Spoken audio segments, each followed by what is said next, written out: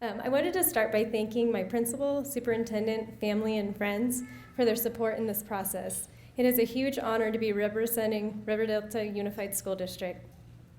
Today I'd like to share a story with you about something that has had a tremendous impact on my teaching and my life.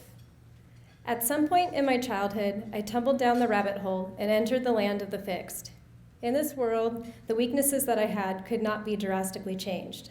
Sure, I could spend a lot of time putting blood, sweat, and tears into improving the things I was poor at, but let's face it, without natural ability, I would only go so far. And this is the world that I lived in for the majority of my life. Then one year I had a student, I'll call her Sammy. She led me back through the rabbit hole and into reality. Sammy turned everything that I thought I knew on its head. She became a catalyst for a major change in the way I viewed learning and ability.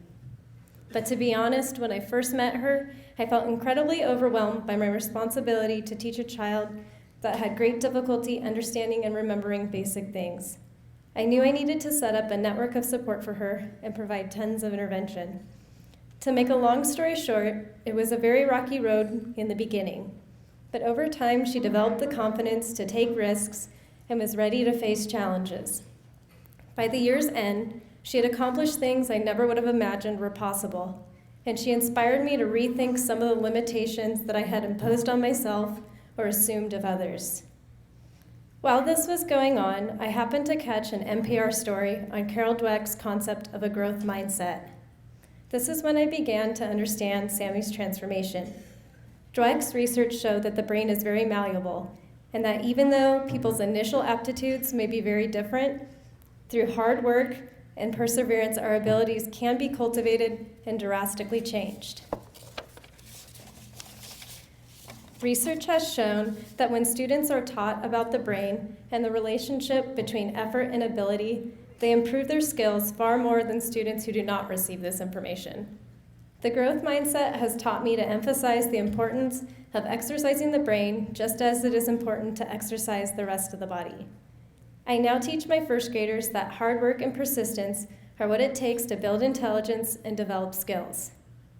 There is a popular David Doctorman quote that states, "If we only did things that were easy, we wouldn't actually be learning anything. We'd just be practicing things we already knew." I find this concept to be a powerful way to encourage students to take risks and embrace mistakes as part of the learning process. My close friend Mandy keeps a container of salt in her classroom. She explained that she does this to remind herself that you can lead a horse to water, but you can't force him to drink. But you can salt the oats to make him thirsty. And to tell the truth, I can't think of a better way to accomplish this than by giving students a growth mindset. And on that note, I'd like to make a toast. So let's all raise our glasses. Here's to helping kids get thirsty. Cheers. Thank you.